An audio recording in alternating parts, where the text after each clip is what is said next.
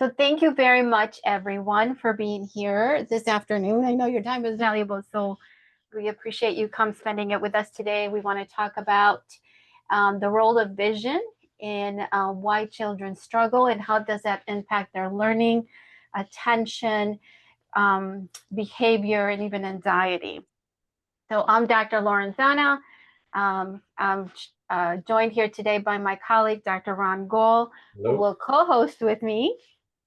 One of the things that you should have gotten already in your confirmation email, you should have gotten a document with the red flags. And then if you haven't, that's one of the things that we can do is go ahead and put them on the chat for you. But that'll be an important piece of a document.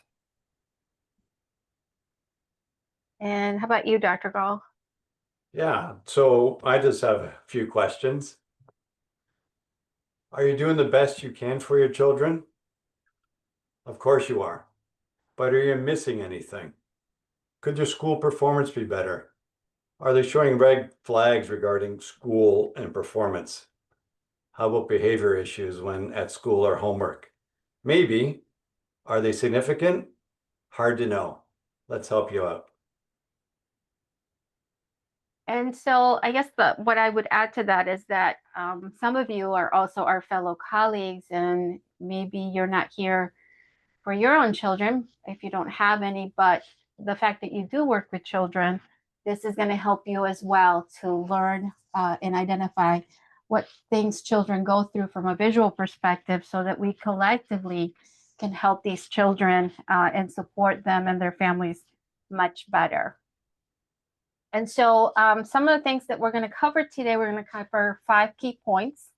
One of the big ones is why vision is more than just seeing 20/20.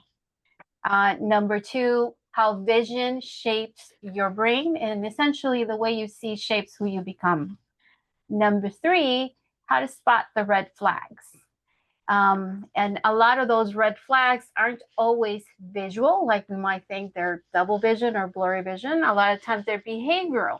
And so that brings us to number 4, which is you can get caught up in the misdiagnosis trap for that reason.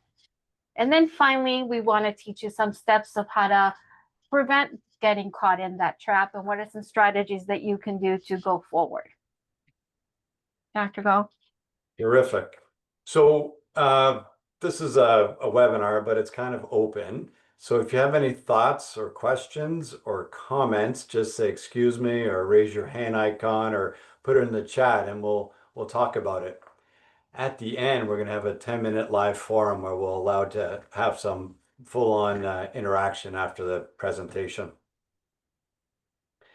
And thanks for staying with us. At the end, we'll give you an ebook with lots of details regarding vision and learning. The webinar will touch a few key points, but we'll go in detail with that ebook that'll help you guide you for your best care for your child. We're very grateful for everyone to show up, and we're quite international today. As at my last count, we had people attending from Canada, Colombia, Mexico, Rome, Asia, Nigeria, and the USA. If you're from another country, put in the chat. We'd love to hear from you. So you're going to get a lot of information today, but it's going to be easy as 1, 2, 3 to offer the best care for your kids. So let's really get into it now. Here we go. Perfect. So again, why do kids struggle? The role of vision in learning, behavior, attention. And then again, Dr. Gall and I are your hosts today. He and I both are pediatric optometrists. Collectively, we bring about over 60 years of experience, believe it or not. And then, of course, one of the things why we're doing this is to further highlight that August is Children's Vision Awareness Month. We want to celebrate the back to school season, and we want to give kids the best support we can to thrive. Here we are. These are 5 key points. Vision is more than the basic 20/20 vision clarity. It goes far beyond that. And vision shapes the brain. With vision and experience, you learn and you perform better in school and in life. If everything's not copacetic, then there's some red flags. You want to spot them early so your child can take advantage of the education before them. Part of those red flags is the misdiagnosis trap. Child could have two different diagnoses, but really just one main cause, and that's the vision. And then we're going to be very clear on the next steps, how you can offer the best care for your child so they have a great, successful school year. And so starting off with let's see that seeing is so much more than 2020. I want to start off by sharing this with you. Consider this. You want to watch a movie with your family, and in order for that to be a joyful, successful experience, it's going to require two things. One, you need an internet connection that is fast. And number two, you're going to need the software through which you're going to watch that movie. And if both of those components are working efficiently, succinctly, and with each other, you get to focus on the joy of, hey, time together, we're watching family time and watching that movie. And then I'll leave you with this point, and I'll tie it back at the end. Great. So we had little Ava. She was in grade 3, struggling with reading, maybe 2 grades behind. And she'd also have some frustration with school. She has a special plan at school to help her learn the 504 plan or the IEP. She's been doing some training with the occupational therapist for 2 or 3 years, and she was starting to plateau. The occupational noticed that maybe the eyes weren't tracking as well. Could it be the vision? Likely.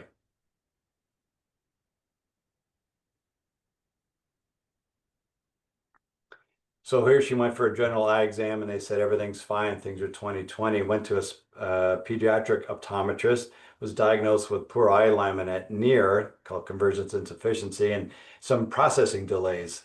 The anticipation wasn't right, the precision or the speed.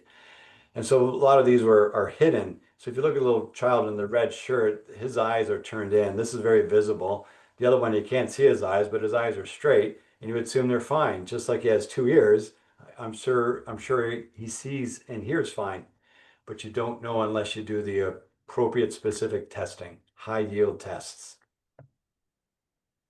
So there are many treatment options available for Ava. However, her parents chose to go forward with vision therapy partly because of how far behind she was. And so to address that visual processing issue, one of the things that happened to her is that as she started the program in our office, you could see that this is her standardized school scores.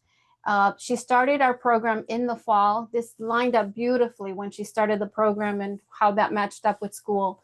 She started in the fall. She and her classmates get tested. She's significantly below her classmates. She continues through our program and she gets retested in the middle of the school year along with her classmates.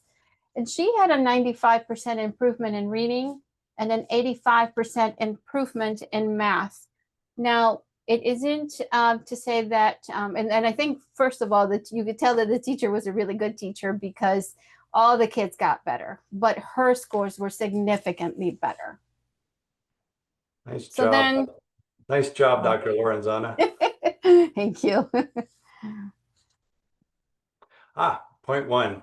So back to the internet software analogy. So 2020 Vision says we have an internet that there's information going back, but how's it being processed? Is it the right anticipation? Is it precision? And is it fast enough? And so bringing it back to me tying that example that I gave you at the very beginning, that was very obvious. We want to watch a movie. We want to focus on the joy of that. That required the internet connection and the software connection. That's kind of what happened with Ava, right? The joy for her, the goal for her was to succeed in school. She needed the internet piece, which is the eye-brain connection, addressing those visual processing disorder problems. And the software piece is the teacher teaching her the things that she needs to be able to accomplish that goal of learning. This is point two. So learning is multifactorial. So it comes in many ways, comes in through the vision, and it also comes through the experience.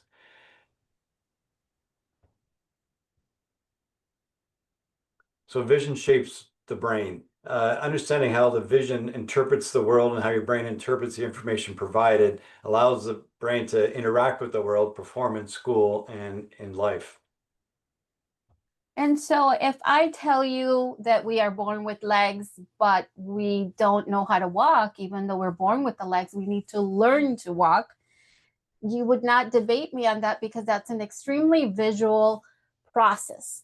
Unfortunately, vision is an equal process that you need to learn how to see, but it's not as equally visible as observing someone how to learn to walk. So we kind of just make the assumption that children can see and that their vision is developing as it should.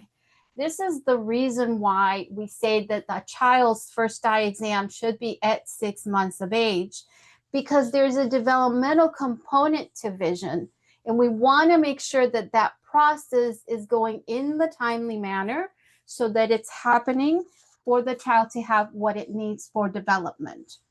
And so some of the great research that comes out of the Harvard Child Development Center, number one, tells us that a child's brain in size physically tends to plateau at about 2 years.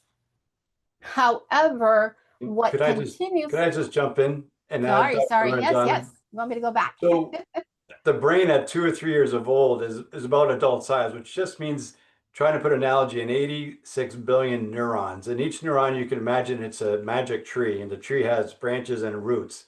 And so you have 86 billion trees, but with time and learning, the branches get bigger and the roots get bigger and they touch each other and communicate. And that's the learning piece. And that's happens dramatically in school years and less, but also lifelong learning because you learn stuff new every day. So it's the branching out and the connecting is so important. Yes, so thank you for that clarification. So yes, so then what happens is the brain physically reaches its goal, but the developmental piece of it continues on throughout life. And again, here in this chart along that numeric line, what it's trying to point out to us is that vision is so dominant for brain development that before we develop cognitive abilities or before we can develop language, vision has to develop first so that it can start to send all those right signals into the brain so the brain has the information it needs to continue on with that development. Nice. So point three, so the children are just not small adults. Yeah, they have adult-sized brains, but they're growing and neuroplasticity and they're branching out and they're learning. And that's very positive because you give them positive experiences, positive visual experiences, they'll develop and they'll get better at what they're doing. On the other side, they're more susceptible to damages and not enough input or even head bumps. Yeah, so this is a great study. Go to the next slide. They took 3 groups, one of children. One was reading disorders, they have poor readers, and they had another group with ADHD, just diagnosed ADHD, and then typical readers. And they tested them out on their skills, particularly their vision information processing skills, which is when the vision leaves the cameras and gets to the brain, what does the brain do with it? At the end of the day, the poor readers and the ADHD kids had the same visual processing challenge. They had reduced sequential short-term memory, which is important for reading. So 2 diagnoses, but the same condition, a visual distortion pattern. So why does this matter? It's kind of the second point. So when kids are in school, 80% do just fine in school, maybe 90%, 10, 20% have challenges. But the ones that do have challenges, 75% of them have a visual distortion pattern that's limiting their performance in school and in life.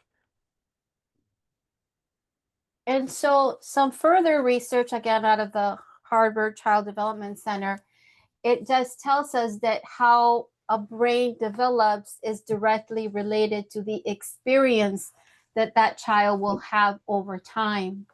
And so one of the biggest things, and I know when I started practicing, I used to see children in high school. The longer I practiced, now they were in grammar school and so on. Now I see kids who are struggling just through kindergarten. So what's happening? And one of the biggest things is that we've changed as a society.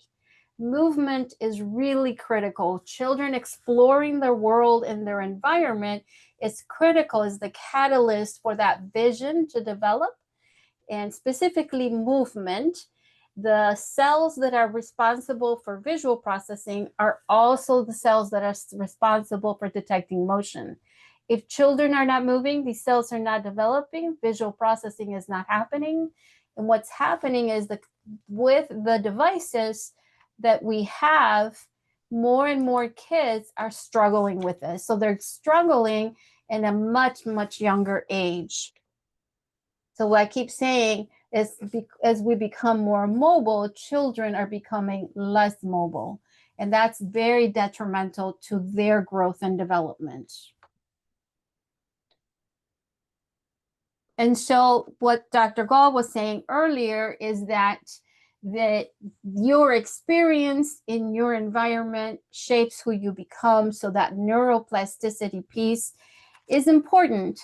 And it's definitely more sensitive when you're younger, and less sensitive, or it's less accelerated when you're older. But we're constantly changing. Our brain is constantly changing.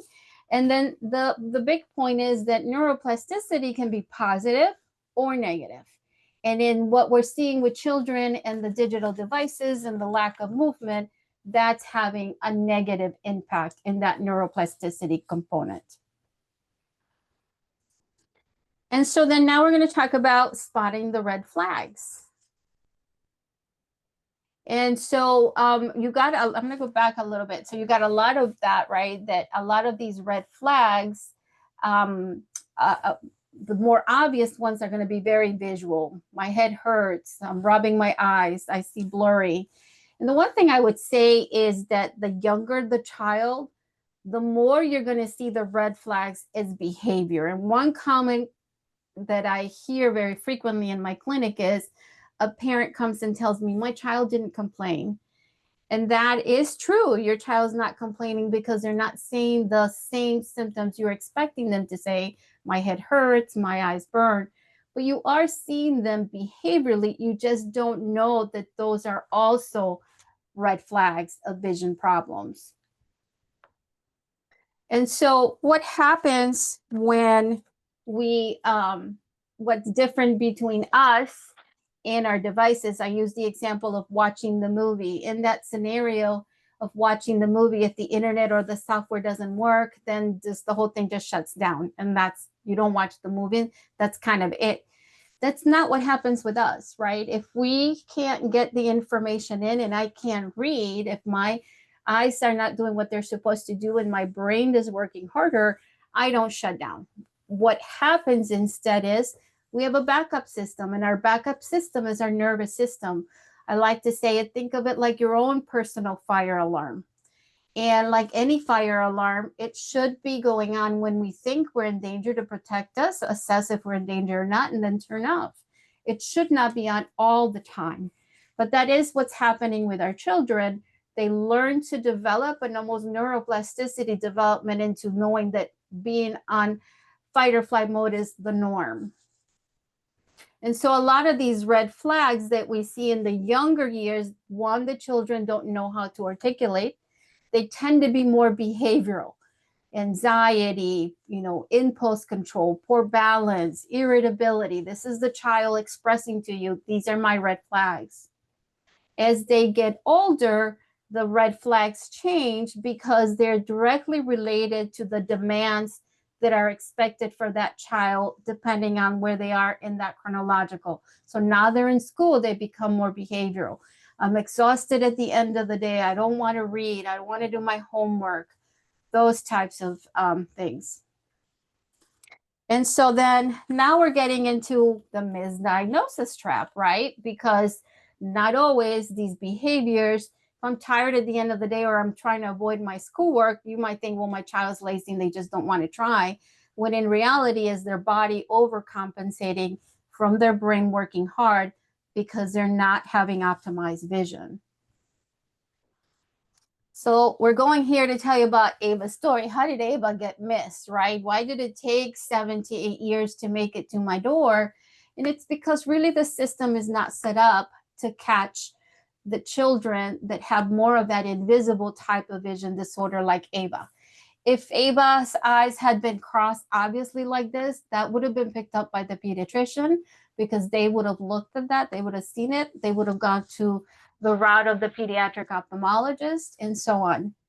But with Ava, she got missed. She didn't have those obvious eye muscle imbalances.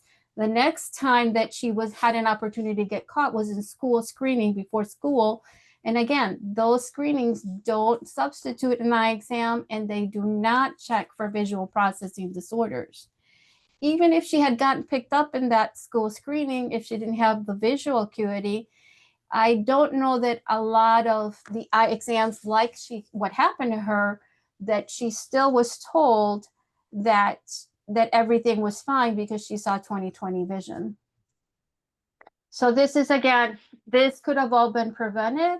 One, if she had gone to a pediatric eye doctor, and number two, also been seen at 6 months of age. And this is a bit of a recap on that. You have this young child and the eye-brain connection's not 100%. There's a visual distortion pattern.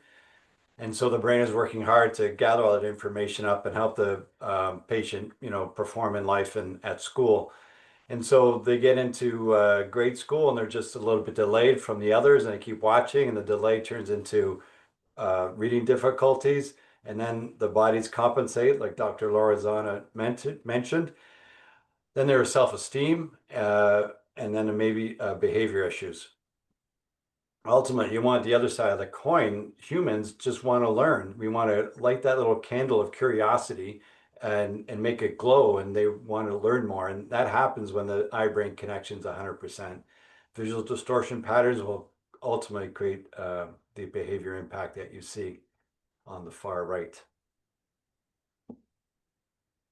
Yeah, the next step forward. So what are you supposed to do? We have a few things here. One, you want to have your children see Dr. Lorenzana or myself, and we want them to have a great, successful school year.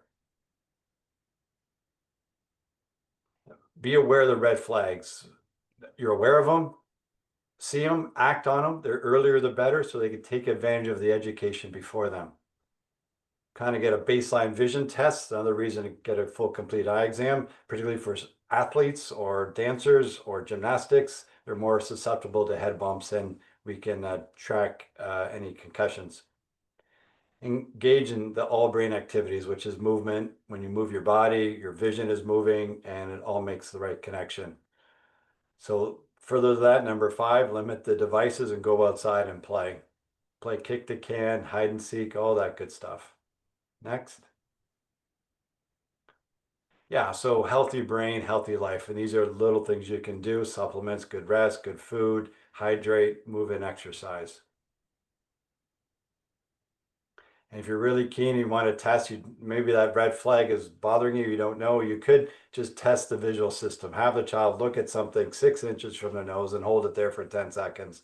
Can they do it nice and steady? Does one eye go out, or do they vibrate a bit? If it just doesn't seem nice and smooth and solid, give us a call.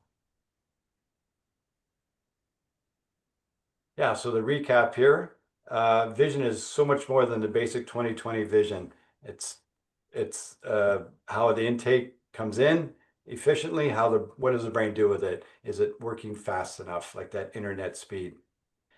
Vision shapes the brain. Our vision and our experiences helps us learn and perform and engage in life. Spot the red flags early for best success for your child. And the misdiagnosis trap. Same behaviors, 2 different diagnoses, but one cause. It's the vision distortion pattern. In your next step, you want to book with Dr. Lorenzana or myself to help your child have peak performance in the school year ahead. And so this is our contact info. If we're not in your area, then we do ask you seek out a pediatric optometrist, because again, what's so key about that is that they're going to take into account that developmental component division. The brain, neuroscience tells us, doesn't finish its development until about 25 to 28 years of age. So this is throughout. And if we want our children to succeed, we want to make sure we're catching all those issues to optimize the quality of their life. And you guys, at this point, we have finished. We're extremely thankful for being here. Does anyone have any questions? Any thoughts or comments? I don't see the chat, Dr. Gall, but if you see it, you can ask the question. And yeah, I'm looking for the chat. I apologize. I have a question. I got it. Go yeah, ahead. absolutely. Go ahead. So, my name is Edith. Hi, Mama L. Hi, Edith. I will put my Hello. camera on. Has So so many titles. Mama L is one of them. You just ousted me. yes, I am one friend of her daughter's, and Angie told me about the webinar, and I was just very interested and neurology and then obviously ophthalmology. And so then I have a niece that she wears glasses. She does struggle with anxiety in school. She's not performing to the level that our family knows that she is capable of. I feel like there might be a little traumatic event once my sister and my niece left a home where it was stable. So I think there might have been a connection there. But you guys mentioned earlier about how when a child might not be like a 70 or 100% to continue to do their homework or to do the things that they need to do, and a parent might consider that to be laziness. I kind of wanted to ask you guys, how do you kind of understand whether it's laziness or whether it's something more serious that maybe the parent needs to focus on? That's a really, really great question. And you brought significant points to the conversation. Number one is that intuitively, you as a parent know the capacity of your child, and you can tell that your child is not performing at the level that they have the capacity to. And that's a very common thing that I hear from my parents. Number two, there's very numerous research out there that tells us children need to feel safe to learn. And I would invite you, and I think I'm going to send you our webinar that we did last time. It was about brain injury in children. And Dr. Wontak, are you still here? He's the one who taught me about the 3 T's. So that brain injury can come, brain injury can be an umbrella. And that umbrella has 3 major prongs, 3 T's, we call them: thought, toxicity, or physical trauma. And thought would be things that are, social, emotional, which is one of the things that sounds like what you're, just from the brief history you gave about your niece. The very first thing I would do is go through and have a pediatric visual evaluation, because that's going to look at those foundational pieces. One, is she developing in that timely sequence that she has the abilities to meet what's expected of her? That way, when something extra like a traumatic event comes in, she has enough reserves to cope with that or not. So that would be my first thing. I'll send you I'll send it to you, the replay on that webinar. The red flags, if you didn't get the red flags, that's number 2. Number 3, definitely have that pediatric vision evaluation, because like we mentioned in that one slide, vision is foundational to everything else. What would you add, Dr. Gall, to that? Yeah, my point is that it appears that the family members have a little spidey sense that this bright young children just aren't performing up to their potential, right? Could it be vision? So your one is crystallize that thought and book that pediatric optometric evaluation. And then the other thing I just thought of, Edith, is that that trap of getting caught into the misdiagnosis trap, right? There's so many things it could be, but because vision is so foundational, that's the very first place to start. And then you can start chipping away once you address that issue. And Awesome. Thank you so much. Right. You're And welcome. it's foundational, but it's also, I don't want to simplify it, but it's low hanging fruit. If you got visual distortion patterns, they're easy to fix with a bright child. So. Okay. Yeah. Awesome. Yeah, she already wears glasses. So I'm curious if I mentioned something to my sister regarding going to see a more specialized doctor, how it would how she would perform and what findings could there be. But thank you so much. I really appreciate the talks and the conversation. Thank you for joining. Thank you. My pleasure. Love to have you here. Did you see any other chats, Dr. Gall?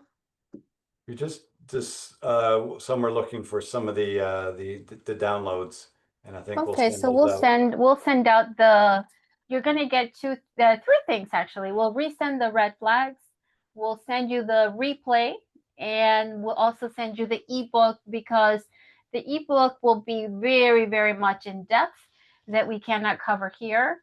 But that'll be nice to have to look at things in more detail. Other Very thoughts or questions or comments?